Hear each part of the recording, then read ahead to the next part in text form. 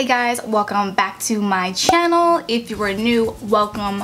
I'm Alexis. Welcome to my channel. Thank you so much for somehow making this to this video. If you are returning, what's good? So if you notice, I don't have no makeup on. I have just foundation, brows, and concealer on because today this video is going to be a war slash versus battle, I should say, of the two recent Anastasia Beverly Hills palettes. We have the brand spanking new Anastasia Prism palette, and of course the most controversial palette I think I've ever witnessed in my life is the Subculture palette. Now I'm doing this video because a lot of you, I had a poll on Instagram. Instagram has like this new feature now where you can put a poll into your story. So I asked you guys, do you want to see just me reviewing the Prism palette, or do you want me to review both Prism and the Subculture palette? Honestly, it was 50-50, so I think Prism and Subculture was like a hair bit more, I think like by one vote or something. So I'm doing both of them for you. So yeah, just right before we get started with this battle, don't forget to subscribe, like, comment, all that jazz, because again, you don't want to miss anything I upload. And you already know that YouTube has this weird thing now where you don't see anything that people upload. But without further ado, let's get started on this eyeshadow palette war. Recently, I believe this week, on Monday, I believe, Anastasia Beverly Hills just released a brand new palette. It is the Prism palette. This is a limited edition palette.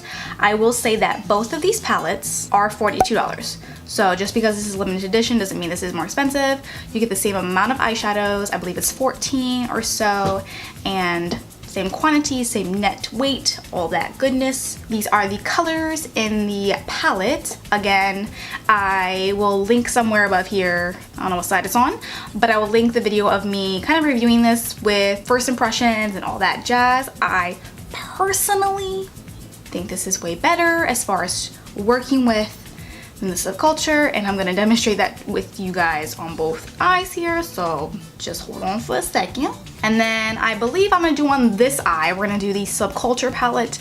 Now honestly, I have not actually filmed a video dedicated to this palette. I feel like I don't really need to at this point. It's a hard working palette. They are extremely softly packed shadows. I have blended and blended and blended to the gods, and they still don't want to blend. I don't know what's going on. But if you haven't seen the outside, this is what it is. Again, they're all velvety types of palettes, and this is the inside of Subculture. And it really bugs me because I love these colors. Like, literally, if these mattes would work, actually this whole palette would work, honestly. This would probably be like my everyday palette, seriously. But it's hard to blend. I just, Sorry if you can hear the rain. Can you guys hear that? It is raining, it is pouring, but we are still filming. And let's pray to the gods that these lights don't go out because that's gonna be an issue. So when I looked at both of these palettes, I did find there were a few shades that were the same, literally.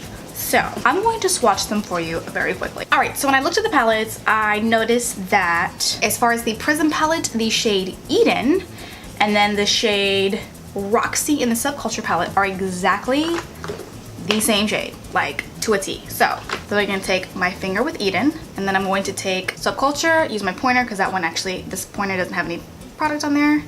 Swirl it. Literally the exact same shade. I'm not quite sure why they would do that. So observation number one, Eden and Roxy are the same shade. The second shade I found to be an exact match.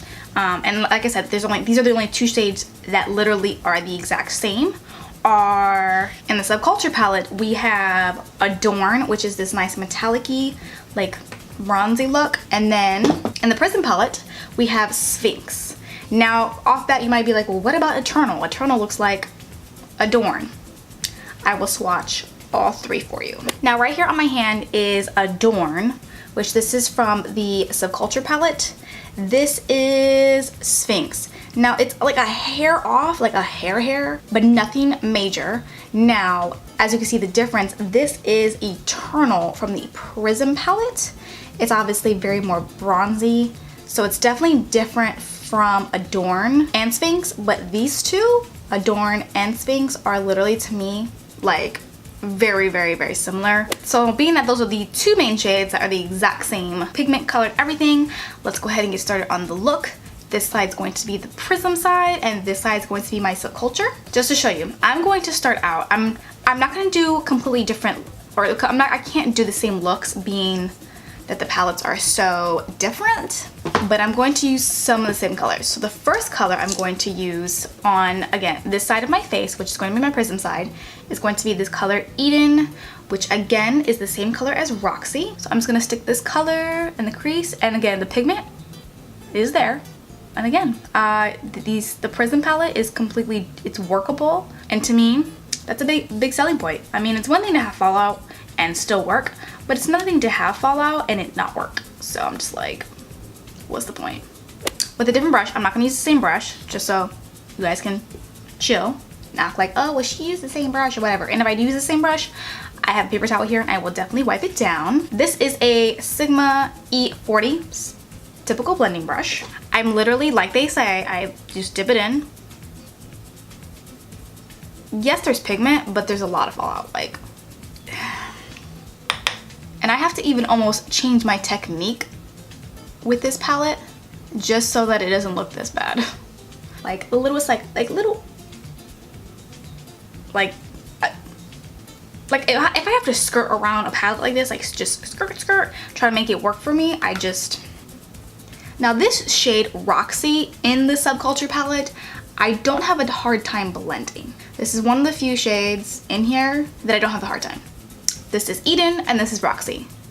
Literally the same shade.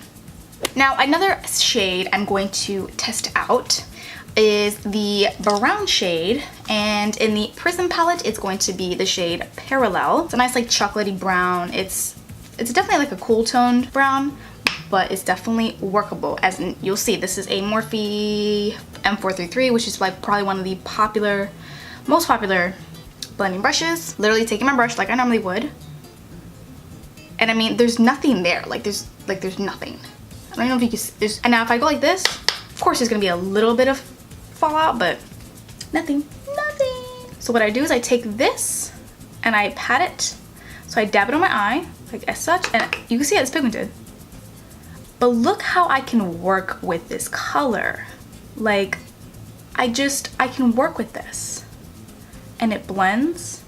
I'm not sitting here holding my breath to blend it. Like, I'm not doing any of the above, really. And as you can see, between both having Eden and Parallel, I don't get like a patchiness, I don't get a muddiness, I don't get anything. Now, for the brown in the Subculture palette, the brown in this one is going to be Fudge. A different M433 brush. Again, here is the brown shade. Like, I'm talking the lightest touch I'm doing. Like can you see that? Like the lightest touch. Now, you probably won't even see it because I have such a dark background, but I'm going to do the same technique that I did with this eye. So I'm gonna dab the color on and then slowly work it in to my crease. And again, the brown's gonna be a little bit off because this is definitely a little bit of a lighter brown, but you guys will get the gist of what I'm doing. Now, as you can see, I dipped now pigmentation is there. It's just, I have to like hold my breath to work with this palette. Again, these are gonna be like probably the only two shades that I'm gonna be using since they're like the most similar. Now I'm gonna just darken it up just a smidge. And again, so we're starting fresh. Brush. Like, I wish I could show you like how sharp I'm doing, like the littlest little boop. So again, dab it right here. And then I'm just going to fluff it out to darken the crease.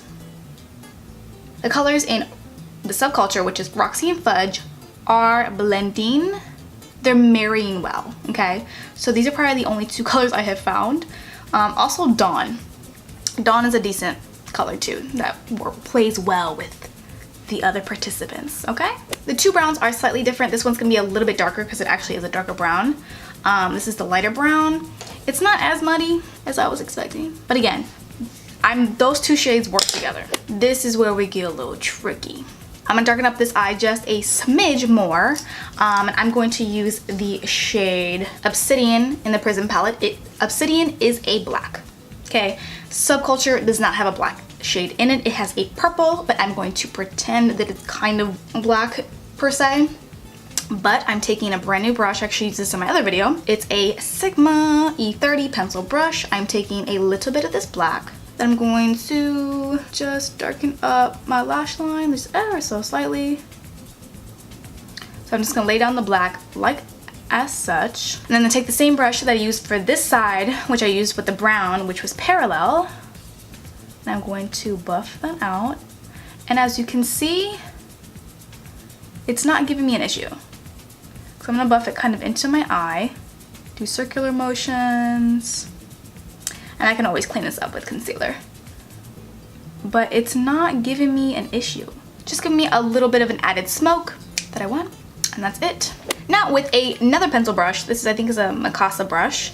Mikasa has really good brushes, BTW. So since the Subculture palette does not have a black at all, I'm going to use a Rowdy, which is a very deep, dark, cool tone purple. Now every time I try to use this, it comes out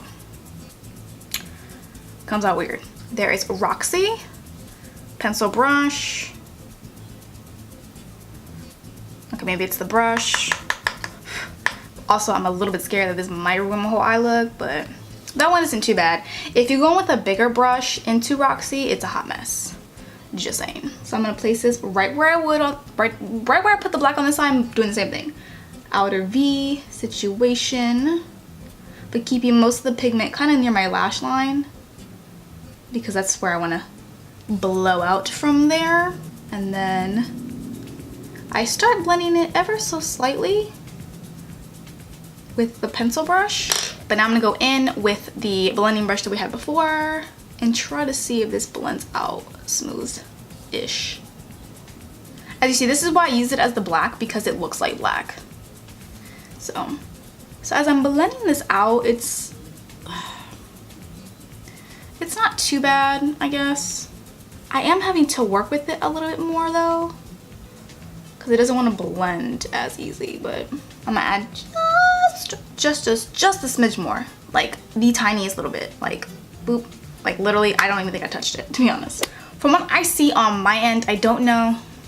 Earring, stay. These little things, don't you ever notice if you wear hoops, any girl out there wears hoops, you always have one hoop that does this. Stay. From far away, you might not see what I see, but when I get like yay close to something,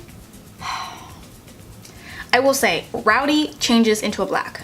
That, if you have this Subculture palette, please know that definitely Rowdy and All-Star, I'm not going to be using All-Star today per se, but these two, whenever you blend them, they like get dark, almost to black. So that's what happened to Rowdy. If I wore Rowdy by itself, it's certainly a cool tone purple, but because I already had a brown down and then I had Roxy down, it looks very similar to this eye, but it doesn't want to blend past this point. Like it doesn't want to, and I've been sitting here and it doesn't want to blend to my liking in this like little chunk on my eye, and it's pissing me off.